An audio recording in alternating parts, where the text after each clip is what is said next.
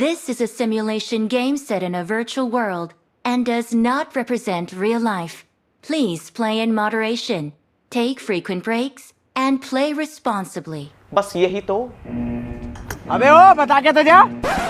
तो मुझे पता है BGMI में ये अनाउंसमेंट सुन सुन के आप परेशान हो चुके होंगे, बार बार बोलता रहता है, एक बार बता दिया भाई, हमें पता चल गया।